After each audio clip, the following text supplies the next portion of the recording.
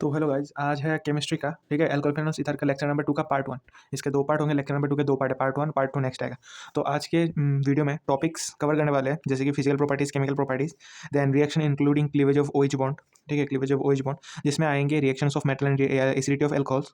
फिर आएगा एस्टरिफिकेशन, जो कि हम पहले कर चुके हैं, तो उसमें सिर्फ हम एस्पिरिन प्रिपरेशन करेंगे। फिर आएगा reaction involving cleavage of CO bond in alcohol, तो उसमें आएगा Lucas test, reaction of phosphorus trihalides, then dehydration, फिर ऑक्सीडेशन। डिहाइड्रेशन के भी दो पार्ट है, ठीक है, इंटरमोलिकुलर, ठीक है, दो दो पार्ट है। तो चलो शुरू करते हैं। तो फर्स्ट टॉपिक है फिजिकल प्रॉपर्टीज। फिजिकल प्रॉपर्टीज में दो पॉइंट है। एक है बॉइलिंग पॉइंट का, ठीक है, ए नंबर बॉइलिंग पॉइंट, जिसको मैं बीपी से दिखा रहा हूँ, और दो नंबर सॉल्युबिलिटी। तो बॉइलिंग पॉइंट में बोला गया है, मतलब एल्कोहल्स और फेनॉल्स का बॉइलिंग पॉइंट इंक्रीज करेगा जितने कार्बन नंबर्स इंक्रीज करेंगे। तो मैं इधर से दिखा रहा हूँ, नौ, ऐसे नहीं, चलो एक नंबर। तो बोला गया है नॉन्ग ऑफ कार्बन जितने इंक्रीज करेंगे एल्कोहल और फेनॉल्स का, एल्कोहल एंड फेनॉल्स का बॉइलिंग पॉइंट भी उतना ही इंक्रीज करेगा, ठीक है। ये फर्स्ट पॉइंट। वैसे होता क्यों है, नंबर ऑफ कार्बन इंक्रीज करने से नंबर ऑफ बॉइलिंग पॉइंट भी क्यों बढ़ता है? ये बढ़ता है वेन डर वाल फोर्स की वजह से, ठीक है, वेंडर वाल WAL फोर्स की वजह से, वेंडरवाल फोर्स की वजह से, ठीक है। वेंडरवाल फोर्स भी बढ़ता है, इसलिए बॉइलिंग पॉइंट भी इंक्रीज होता है। सेकंड में बोला गया है बॉइलिंग पॉइंट घटेगा जितना ब्रांचिंग ऑफ कार्बन चेन होगा, ठीक है। दूसरा नंबर बोला है बॉइलिंग पॉइंट घटेगा जितना ब्रांचिंग होगा, ठीक है, उतना जितना ब्रांचिंग ज्यादा होगा उतना बॉइलिंग पॉइंट घटेगा। ये क्यों होता है? क्योंकि इससे वेंड्रोवल फोर्स जो है ना वो घट जाता है, ठीक है, मतलब डिक्रीज करता है वेंड्रोवल फोर्स, एंड सरफेस एरिया भी डिक्रीज करता है, इसके लिए ये वाला, ठीक है। नेक्स्ट पॉइंट, तो 3 नंबर पॉइंट है, मतलब बॉइलिंग पॉइंट में बोला गया है एल्कोहल्स का जो बॉइलिंग पॉइंट बढ़ता है ना, वो मतलब ज्यादातर क्यों बढ़ता है? ज्यादातर इंटरमोलिकुलर हाइड्रोजन बॉन्डिंग की वजह से बढ़ता है, ठीक है। उनमें इंटरमोलिकुलर हाइड्रोजन बॉन्डिंग प्रेजेंट है, इसलिए वो बढ़ता है। तो लिखना पड़ेगा कि हाँ, लिख ही देता हूँ, the high boiling point the high boiling point of alcohol the high boiling point of alcohol are mainly the high boiling point of alcohol are mainly due to the presence, due to the PRE SENC, due to the presence of intermolecular hydrogen bonding, molecular hydrogen bonding, ठीक है, hydrogen bonding, intermolecular hydrogen bonding, ठीक है। Then दोनों topic number 2 जो है solubility का, solubility. Physical properties में 2 number point आता है सोल्यूबिलिटी। तो बोला गया है solubility of alcohol and phenols in water, ठीक है, वाटर में soluble alcohols and phenol soluble है बिकॉज और due to the ability to form hydrogen bonds, because उनमें एबिलिटी हाइड्रोजन बॉन्ड फॉर्म करने के लिए, इसलिए वो वाटर में सोल्यूबल है, ठीक है।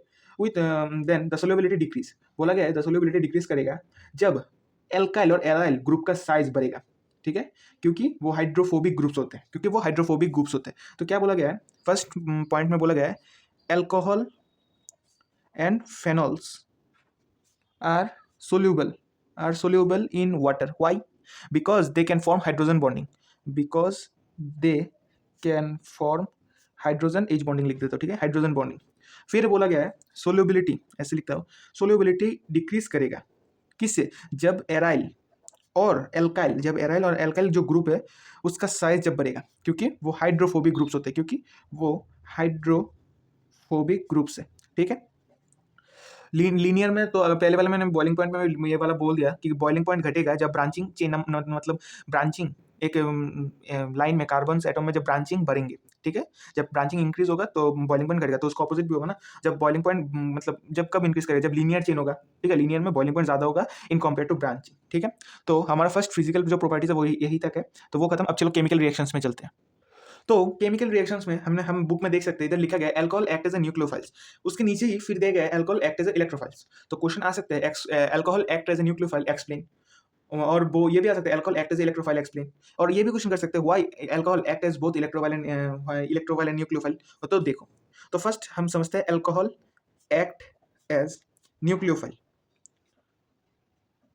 ठीक है। तो उसमें क्या होता है, जो ROH जो होता है इन द प्रेजेंस ऑफ H+, ठीक है, तो क्या होता है O का जो लोन पेयर है वो जाके H+ को अटैक करता है, तो क्या फॉर्म करता है RO, इधर H, नीचे H, तो इधर प्लस आ जाएगा, ठीक है, और फर्दर वो फॉर्म मतलब उस इधर स्टेबल होने के लिए वो एक H छोड़ देता है, ठीक है।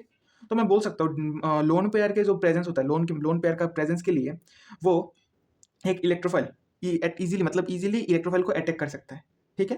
तो हम ऐसे लिखेंगे, अगर क्वेश्चन आए why alcohol act as nucleophile, तो हम लिखेंगे due to the presence of lone pair it can easily attack the electrophile, that's why, ठीक है। तो मैकेनिज्म लिखना पड़ेगा क्या? अच्छा लिख देता हूँ, जैसे कि ROH इधर बॉन्ड है, मतलब सॉरी लोन पेयर है, और मैंने उसको दिया CH3 CH2 इधर प्लस दे दिया, ठीक है। तो ये लोन पेयर करेगा, क्या करेंगे, इधर जाके इसको अटैक करेगा। तो अटैक करने के बाद फॉर्म क्या करेगा, ROH, नीचे होगा CH3, सॉरी नीचे होगा CH2 CH3, ठीक है। तो प्लस इधर आ जाएगा, इस बॉन्ड को मतलब स्टेबल करने के लिए इधर से ये टूटेगा। तो फॉर्म क्या हुआ, फॉर्म होगा ROCH2 CH3। तो मैं बोल सकता हूँ लोन पेयर, जो लोन पेयर है ना, ऑक्सीजन का जो लोन पेयर है या lone pair of electron is sp3 hybridized है, हाइब्रिडाइज्ड या एसिडी, ठीक है, हाइब्रिडाइज्ड ऑक्सीजन। तो इतना ही था, lone pair act as a nucleophile, ये इतना था। अब चलो lone pair act as electrophile समझते हैं। तो हम समझते हैं अल्कोहल एक्ट एज इलेक्ट्रोफाइल। तो अल्कोहल एक्ट इलेक्ट्रोफाइल क्यों एक्ट करता है, क्योंकि जैसे कि मैं एक लिखता हूँ, पहले एक रिएक्शन लिखता हूँ, RCH2OH, ठीक है। तो जब H प्लस दूंगा तो O का जो लोन पेयर है वो H प्लस को अटैक करेगा। करने के बाद RCH2OH, नीचे एक H आ जाएगा, ऊपर प्लस हो जाएगा, ठीक है। और जब हम इसको एक न्यूक्लियोफाइल देंगे तो माइनस है, न्यूक्लियोफाइल जाके इस बॉन्ड को अटैक करेगा, तो इधर से मतलब टूटने के बाद बनेगा RCH2, और ये न्यूक्लियोफाइल ऐड हो जाएगा इधर, और इधर H2 निकल जाएगा। तो हम बोल सकते हैं ये जो प्रोटोनेटेड अल्कोहल है वो एक इलेक्ट्रोफाइल, मतलब इलेक्ट्रोफाइल की तरह एक्ट कर रहा है, क्योंकि मतलब कैसे एक्ट कर रहा है, बाय ब्रेकिंग CROH बॉन्ड, ठीक है, बाय ब्रेकिंग COH बॉन्ड, ठीक है। तो हम ऐसे प्रूव कर सकते हैं alcohol act as both nucleophile and electrophile. तो केमिकल रिएक्शंस में ये था। अब चलो reaction involving cleavage of OH bond करते हैं। रिएक्शन इन्वॉल्विंग, इसको ए देते हैं, रिएक्शन इन्वॉल्विंग, इसमें दो है, ठीक है, reaction involving cleavage of OH bond. इसमें फर्स्ट है acidity of alcohols and phenols, acidity of alcohols and phenols, first part, ठीक है, एक नंबर। देन इसके अंदर आएगा रिएक्शन विथ मेटल्स, मेटल्स के साथ रिएक्शन है। मेटल्स जैसे कि सोडियम पोटेशियम, सोडियम हो गया, पोटेशियम होगा, एल्यूमिनियम होगा, ठीक है। क्यों हम मेटल्स क्यों मतलब रिएक्शन में यूज करेंगे, क्योंकि उससे हमको alkoxide, phenoxide, hydrogen and hydrogen, ठीक है, मिलेंगे इसके लिए। तो चलो जैसे कि एक एग्जांपल ले लेते हैं, जैसे कि एग्जांपल जैसे 2ROH, मैंने इसको दिया 2Na दे दिया, तो ये क्या फॉर्म करेंगे, 2RONA, और H2 फॉर्म करेंगे, तो ये होगा ना सोडियम एल्कोक्साइड, सोडियम एल्कोक्साइड। जैसे कि मैंने ये बुक में है, ठीक है, देख लेंगे बुक में। जैसे कि ये मोस्ट इंपॉर्टेंट है, देखो इधर CH3, नीचे CH3, इधर OH, बुक में था 2 एल्यूमिनियम। तो बोलो तो फॉर्म क्या होगा, क्योंकि इधर देखो, इधर मेरे को 2 दिया है ROH एंड 2 ही दिया है Na, ठीक है, लेकिन मेरे को इधर 6 ये कंपाउंड दिया और 2 मॉलिक्यूल ऑफ AL दिया गया है। तो इधर फॉर्म करेगा 2 CH3 CH3 CH3 O, इधर 3, इधर होगा AL, दिखाई दे रहा ना, नहीं दिखाई दे रहा ना, हाँ अब देखो, हाँ क्यों, देखो इधर 3 1 3 2 6, तो इधर फुल हो गया, हाँ इसके लिए। और इधर फिर निकलेगा 3H2 भी निकलेगा, ठीक है।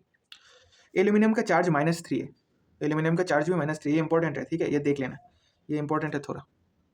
जैसे कि नेक्स्ट और एक एग्जांपल देते हैं, जैसे कि और एक एग्जांपल 2 मॉलिक्यूल ऑफ फेनॉल, ऊपर OH 2 मॉलिक्यूल ऑफ फेनॉल, जिसको मैंने दिया 2Na दे दिया, तो ये क्या फॉर्म करेगा, 2 मॉलिक्यूल्स ऑफ फेनॉल फॉर्म करेगा, नहीं फेनॉल नहीं फॉर्म करेगा, इधर ONA फॉर्म मतलब सोडियम फेनॉक्साइड फॉर्म करेगा प्लस H2, इसको बोलते हैं हम सोडियम फेनॉक्साइड, सोडियम फेनॉक्साइड, ठीक है।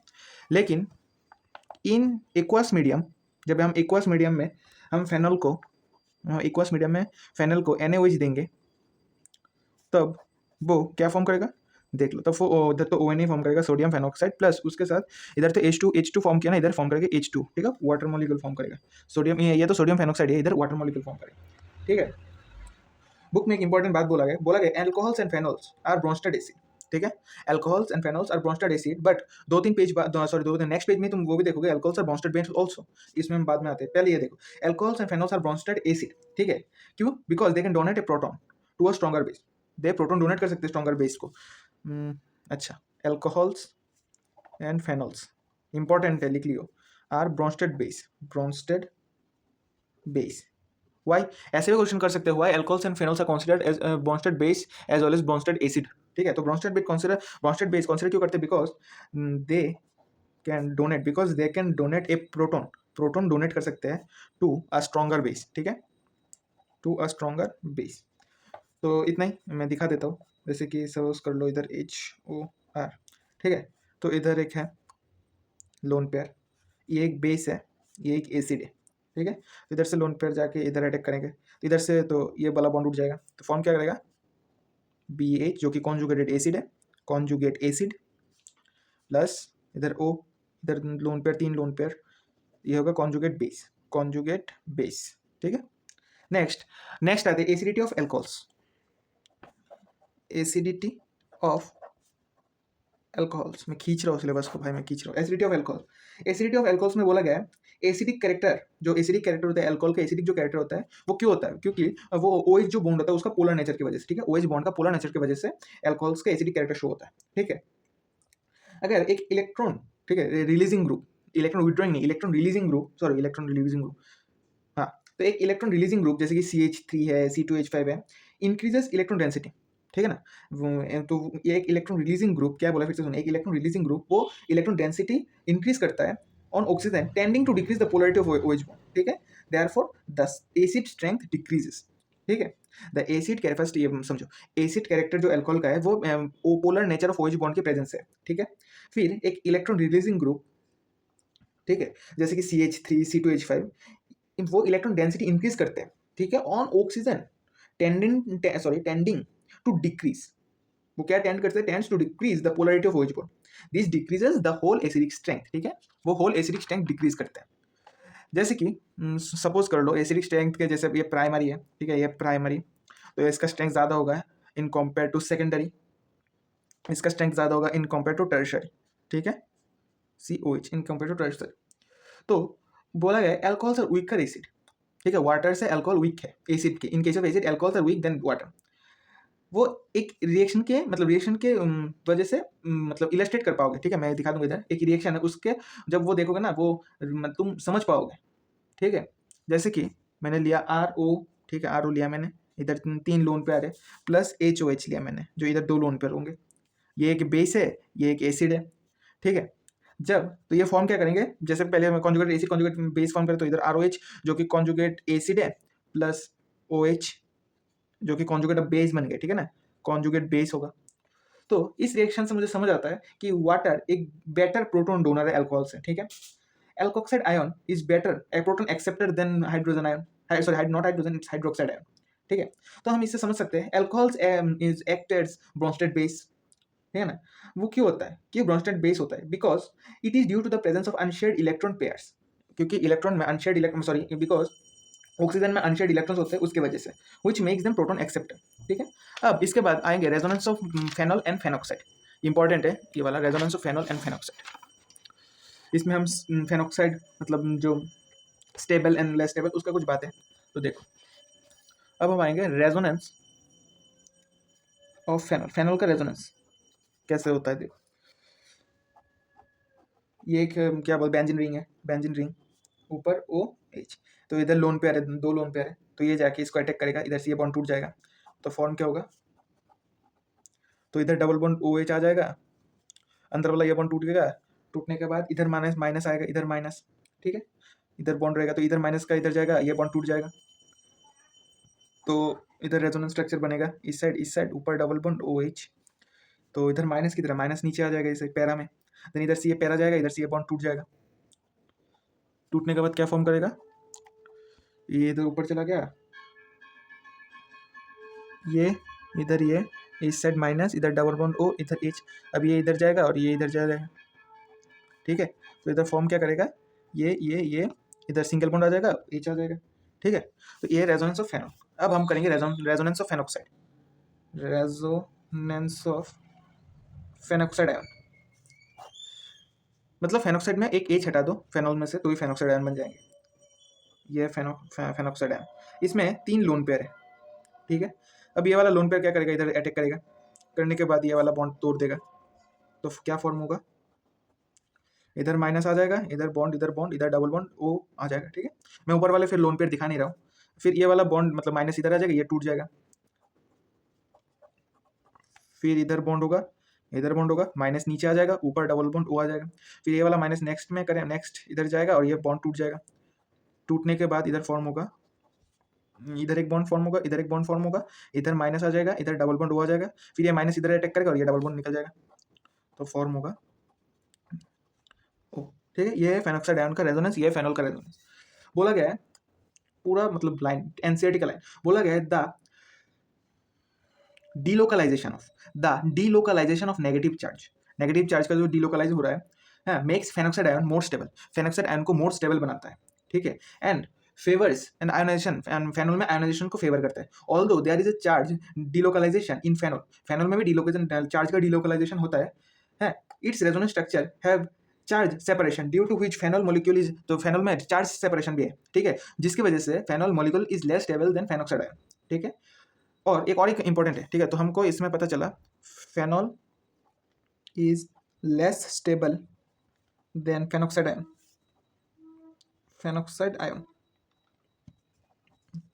फिर क्रिसोल जो है ना, क्रेसोल भी आर लेस एसिडिक होते हैं, लेस एसिडिक देन फेनॉल से भी क्रिसोल लेस एसिडिक होते हैं, ठीक है। फिर कुछ वगैरह वगैरह पीके के वैल्यू दिए गए, पीके तो उसके वो ज़्यादा आते नहीं, लेकिन देख लो जब जितना पीके बढ़ेगा इंक्रीज होगा उतना एसिडिटी घटेगा और उतना ही बेसिक कैरेक्टर्स बढ़ेगा, एसिडिटी जिधर घटता है उधर बेसिक कैरेक्टर्स बढ़ता है, ठीक है। फिर पीएच का फॉर्मूला हमको पता है minus log of H plus ion, minus log of H plus pH का वैल्यू, सॉरी पीएच का फॉर्मूला है, पीके का फॉर्मूला है माइनस लॉग ऑफ के, ठीक है। फिर कुछ रिएक्शन से मतलब के कैसे फाइंड करते हैं, रिएक्शन है फेनॉल से फेनॉक्साइड, अगर एक एच रिमूव हो जाए तो फेनॉल से फेनॉक्साइड बन जाएंगे, ठीक है। जैसे कि मैं एक रिएक्शन देता हूँ, अरे भाई, जैसे कि मैं एक रिएक्शन देता हूँ फेनॉल, ठीक है, उसके साथ मैंने H2 दे दिया, रिवर्सिबल रिएक्शन फॉर्म किया, PHO minus H3O plus form किया, तो उसका के कैसे निकालोगे, के निकालोगे कैसे, PH product by H plus है ना इधर, हाँ, बाई रिएक्टेंट क्या है PHOH रिएक्टेंट, तो ऐसे हम के का वैल्यू निकालते हैं, ठीक है। तो चलो नेक्स्ट टॉपिक पे, तो नेक्स्ट टॉपिक है हमारा स्टेरिफिकेशन, ठीक है। अबे यार, हाँ, नेक्स्ट टॉपिक है हमारा स्टेरिफिकेशन, जैसे जो कि जिसको हम पहले ऑलरेडी कर चुके हैं, ठीक है। तो इसमें हम सिर्फ एस्पिरिन प्रिपरेशन करेंगे, एस्पिरिन प्रिपेयर करेंगे, ठीक है, एस्पिरिन प्रिपरेशन। तो बुक में एस्पिरिन के मतलब क्या क्या उसमें है, तो वो कुछ दिया गया है साइड में छोटा करके, जैसे कि लिखा गया है aspirin possesses analgesic, anti inflammatory and anti pyretic properties, उसके प्रॉपर्टीज के बारे में कुछ पढ़ लेना, ठीक है। फिर तो एस्पिरिन हम कैसे प्रिपेयर करते हैं, मैं डायरेक्ट प्रिपरेशन दिखा देता हूँ। पहले हमको चाहिए सैलिसिलिक एसिड, ठीक है। उसको अगर हम CH3C11O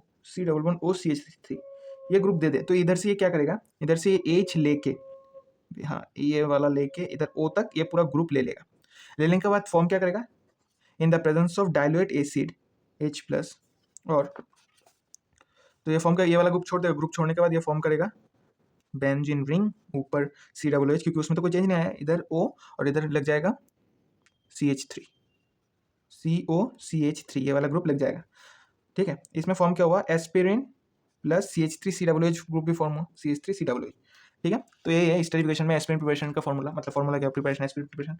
नेक्स्ट टाइम करेंगे reaction involving cleavage of CO bond in alcohols, next होगा रिएक्शन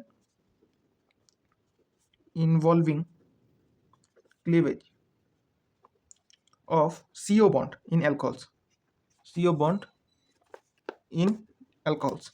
इसमें हम आइडेंटिफिकेशन ऑफ एल्कोहल्स करेंगे एंड फेनॉल्स, पहले आइडेंटिफिकेशन ऑफ एल्कोहल करेंगे, आइडेंटिफिकेशन ऑफ एल्कोहल में फर्स्ट जो टेस्ट है उसको हम बोलते हैं लोकस टेस्ट, नाम तो सुना ही होगा ना, लोकस टेस्ट। लोकस टेस्ट में क्या होता है, primary secondary and tertiary alcohols locus reagent के साथ रिएक्ट करते हैं। लोकस रिएजेंट क्या है, लोकस रिएजेंट मैं ऐसे लिखता हूँ, ठीक है, लोकस रिएजेंट है कॉन्सेंट्रेटेड HCl प्लस ZnCl2, ठीक है, यह लोकस रिएजेंट, ठीक है। वो क्या बोला है, लोकस टेस्ट में क्या होता है, primary secondary and tertiary alcohols locus reagent के साथ रिएक्ट करते हैं, और टर्शियरी एल्कोहल, ठीक है, तो फर्स्ट वाला तो ये, और टर्शियरी जो एल्कोहल होता है वो इमीडिएटली एल्काइल क्लोराइड फॉर्म करता है, PPT फॉर्म करता है, एल्काइल क्लोराइड PPT फॉर्म करता है। 3-4 मिनट के बाद जो सेकेंडरी एल्कोहल भी है वो भी PPT फॉर्म कर देता है, लेकिन primary alcohol doesn't give PPT, ठीक है, मतलब टर्शियरी अल्कोहल इमीडिएटली दे देता है PPT, लेकिन सेकेंडरी अल्कोहल भी 5 मिनट के बाद दे देता है, लेकिन जो प्राइमरी अल्कोहल है वो इतनी ईजी से नहीं देता PPT, उसको अगर पूरा रात हाई टेम्परेचर में रखो ना तो जाके देने का चांसेस है, लेकिन कौन भाई इतना रखेगा, तो उसका पहले टेस्ट देख लो। तो इसमें हम देखेंगे जैसे कि ROH, इसको हम HX अगर दे तो ये फॉर्म करेगा RX+H2। ये जो स्टेप है ना, ये स्लो स्टेप है, पर इसका रेट स्लो है, लिख दो रेट, स्लो रेट है। ZnCl2+HCl, ये जो लोकस रिएजेंट है वो ये जो लोकस रिएजेंट है, ये जो है ZnCl2, ये कैटलिस्ट की तरह काम करता है, कैटलिस्ट, ठीक है। और कैटलिस्ट और लुईस बेस की तरह भी काम करता है, लुईस एसिड की तरह भी काम करता है। जैसे कि एक टर्शियरी अल्कोहल पकड़ो, CH3 इधर OH प्लस मैंने HCl दे दिया, ठीक है। इसमें मैंने ZnCl2 भी दे दिया जो कि कैटलिस्ट की तरह काम करेगा। तो क्या फॉर्म करेगा, ये फॉर्म करेगा CH3 नीचे होगा, इधर Cl फॉर्म कर देगा और इधर H2 फॉर्म कर देगा। ये जो है ना, ये होगा व्हाइट PPT देगा, व्हाइट PPT, ठीक है। ये और ये इमीडिएटली फॉर्म करेगा, ये टर्शियरी के लिए। सेकेंडरी के लिए भी करो, सेकेंडरी के लिए भी 3 से 5 मिनट के अंदर दे देगा। CH3 इसमें हम जब HCl ऐड करेंगे इन द प्रेजेंस ऑफ ZnCl2, तब ये CH3 बना देगा प्लस H2। ये भी व्हाइट PPT बनेगा, लेकिन 3 से 5 मिनट बाद। लेकिन प्राइमरी का कोई रिएक्शन नहीं होगा, नो रिएक्शन, प्राइमरी का रिएक्शन होगा ही नहीं। देन फर्स्ट हमारा गया लोकस टेस्ट, देन सेकंड आएगा हमारा reaction with phosphorus trihalide. Next हमारा आएगा reaction with phosphorus trihalide, reaction with phosphorus trihalide. उसमें जैसे कि मैंने 3ROH ले लिया, इसमें मैंने PCl3 दे दिया, तो वो H3PO3 फॉर्म कर देगा, ये ज़्यादा आता नहीं है, प्लस 3RCl फॉर्म कर देगा। फिर जैसे कि मैंने दे दिया 3CH3OH, हाँ इसमें PCl3 दे दिया, तो क्या होगा, वो R को चेंज करके लिख रहा हूँ, ठीक है। 3CH3Cl दे देगा प्लस H3PO3 दे देगा। फिर जैसे कि मैंने दे दिया C2H5OH in the presence of SOCl2, तो वो फॉर्म करेगा C2H5Cl plus SO2 plus HCl। इन तीनों रिएक्शन में से PCl5 भी दे सकते हैं, ठीक है। इन तीनों रिएक्शन में से सबसे बेटर है ये वाला सबसे बेटर है। क्यों? क्योंकि इधर SO2 जो है ना, वो प्रिसिपिटेट नहीं होता, वो गैस बन के उड़ जाता है, ठीक है, इसलिए ये बेटर रिएक्शन है। थर्ड हमारा डिहाइड्रेशन रिएक्शन है। इसका ऑर्डर है first 3 degree, then second, then primary, tertiary, secondary, primary, ऐसे, ठीक है।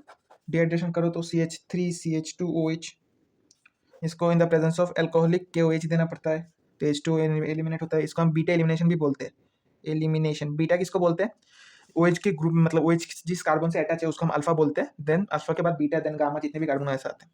तो क्या होगा, इधर बनेगा CH2 double bond CH2 plus H2, खत्म, ठीक है। डिहाइड्रेशन में दो है, मतलब दो टाइप्स है, एक है इंटरमोलिकुलर, हाँ इंट्रामोलिकुलर, और एक है इंटरमोलिकुलर, दो है। इन दोनों का मैकेनिज्म इंपॉर्टेंट है, ठीक है। जो इंटरमोलिकुलर है उसमें इथार प्रोडक्ट बनता है, और जो इंट्रामोलिकुलर है उसमें प्रोडक्ट एल्किन बनता है, ठीक है, एल्किन, ENE, एल्किन बनता है। तो फर्स्ट लिखो इंट्रामोलिकुलर डिहाइड्रेशन में ऐसे लिखता हूँ, ठीक है। इंट्रामोलिकुलर डिहाइड्रेशन में प्रोडक्ट बनता है एल्किन, और इंटरमोलिकुलर डिहाइड्रेशन में प्रोडक्ट बनता है ईथर, ठीक है। तो ईथर फॉर्मेशन के लिए हम इंटरमोलिकुलर डिहाइड्रेशन भी कर सकते हैं, डिहाइड्रेशन रिएक्शन भी कर सकते हैं।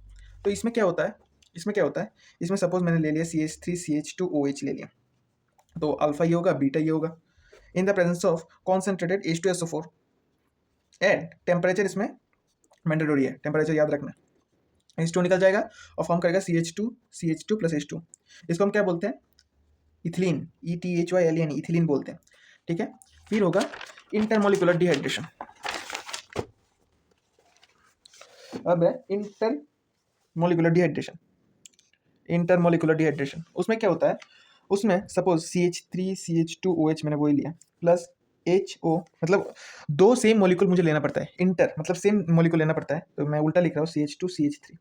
तो ये क्या करेगा, इधर से OH और इधर से H ले लेगा, इधर से OH और इधर से H ले लेगा, इन the presence of concentrated H2SO4, और 413 केल्विन भी चाहिए इसमें। इंट्रा में चाहिए था 443 केल्विन एंड इंटर में चाहिए 413 केल्विन, तो फॉर्म क्या होगा CH3CH2O, फिर सेम आएगा CH2CH3। तो मैकेनिज्म, अच्छा दिखा देता हूँ मैकेनिज्म किसका था, यह होगा इंट्रा का दिखाऊंगा पहले, इंट्रा का मैकेनिज्म। तो क्या हुआ, देखो पहले मैंने कंपाउंड लिया CH3CH2OH, उसको मैंने दिया H2SO4, ठीक है, इसमें H प्लस है, ठीक है। तो क्या होगा, इधर जो लोन पेयर है, ये लोन पेयर इधर जाके अटैक करेगा, जिसको हम बोलते हैं प्रोटोनेशन। हमको याद है, हम फर्स्ट जो लेक्चर था हमारा, उसमें पहले प्रोटोनेशन, फिर न्यूक्लियोफिलिक अटैक, फिर डिप्रोटोनेशन, तो ऐसा ही सेम टू सेम केस इधर होगा। तो इधर बनेगा CH3CH2OH2 बनेगा, जो कि इधर प्लस टू प्लस आ जाएगा। फिर इधर से न्यूक्लियोफिलिक एडिशन भी कर सकते हैं या कार्बोकैटायन फॉर्मेशन भी हो सकता है। हम स्टेप के नाम सभी लिख रहा हूँ, कार्बोकैटायन फॉर्मेशन, कार्बोकैटायन फॉर्मेशन। तो इधर से क्या होगा, इधर से ये बॉन्ड टूट जाएगा, टूटने के बाद फॉर्म करेगा CH2 इधर प्लस, इधर CH3 है ना, ये वाला H, CH2 अब इधर डीप्रोटोनेशन होगा तो H प्लस निकल जाएगा, डीप्रोटोनेशन। उसमें ये वाला H जाके इधर जाएगा स्टेबल होने के लिए, तो बन जाएगा CH2 डबल बॉन्ड CH2। ये फर्स्ट का मैकेनिज्म, ठीक है। नेक्स्ट वाला भाई दिखाई दे रहा है ना, हाँ। नेक्स्ट वाला अब होगा इंटर का, इंटरमोलिकुलर डिहाइड्रेशन। इसमें क्या है देखो, CH3CH2OH in the presence of, first में सेम स्टेप सेम, प्रोटोनेशन होगा, प्रोटोनेशन। तो ये इधर का लोन पेयर जाके इधर अटैक करेगा, तो इधर होगा CH3CH2OH2, सेम स्टेप सेम है, CH2 इधर प्लस OH2 इधर प्लस आ जाएगा, फिर इधर H2 निकल जाएगा, इधर से कार्बोकैटायन फॉर्मेशन होगा तो H2 निकल जाएगा, निकलने के बाद फॉर्म करेगा CH3CH2, ठीक है। अब इसमें एक स्टेप ज़्यादा होगा, इसमें होगा न्यूक्लियोफिलिक एडिशन। जो कौन सा न्यूक्लियोफिलिक, CH3CH2OH, ये न्यूक्लियोफिलिक एडिशन होगा सेम मॉलिक्यूल। तो ये जाके इधर से लोन पेयर जाके इस प्लस को, प्लस किधर है, इस प्लस को अटैक करेगा, करने के बाद इसको लिख लेना, इधर न्यूक्लियोफिलिक एडिशन होता है। फिर इधर जाके होगा CH3CH2O, CH2CH3, नीचे H है, ऊपर प्लस आ जाएगा O के ऊपर, फिर ये वाला बॉन्ड टूट जाएगा क्योंकि स्टेबल है, स्टेबल करना है। फिर जो हो जाएगा डीप प्रोटोनेशन, डीप प्रोटोनेशन होने के बाद इधर फॉर्म करेगा CH3CH2O, CH2CH3 जो कि एक ईथर है, इसको हम बोलते हैं डाई इथाइल ईथर, इसको हम बोलते हैं डाई इथाइल ईथर, ठीक है। ईजी है ना, बहुत ईजी है। चलो तो नेक्स्ट स्टेप पे चलते हैं। तो अभी हमने डिहाइड्रेशन में क्या क्या रिएजेंट है, टोटल रिएजेंट में दिखाता हूँ। डिहाइड्रेशन ऑफ एल्कोहल्स में जैसे रिएजेंट है H2SO4, concentrated H2SO4, alcoholic KOH, ठीक है, H3PO4, और भी है P2H5 भी है, फिर एलुमिना, एलुमिना भी बोलते हैं, ठीक है। इसका फॉर्मूला Al2O3, इसको बोलते हैं एलुमिना। जैसे कि एक एग्जांपल ले लो, OH है तो इसका ये वाला अल्फा होगा, ये बीटा होगा, ठीक है ना। तो डिहाइड्रेशन में पहले बीटा एलिमिनेशन हम जानते हैं। इसको अगर हम H2SO4 दे दे 443 केल्विन, तो वो क्या बनाएगा, प्लस, तो ये मेजर होगा और ये माइनर होगा, ठीक है ना, खत्म।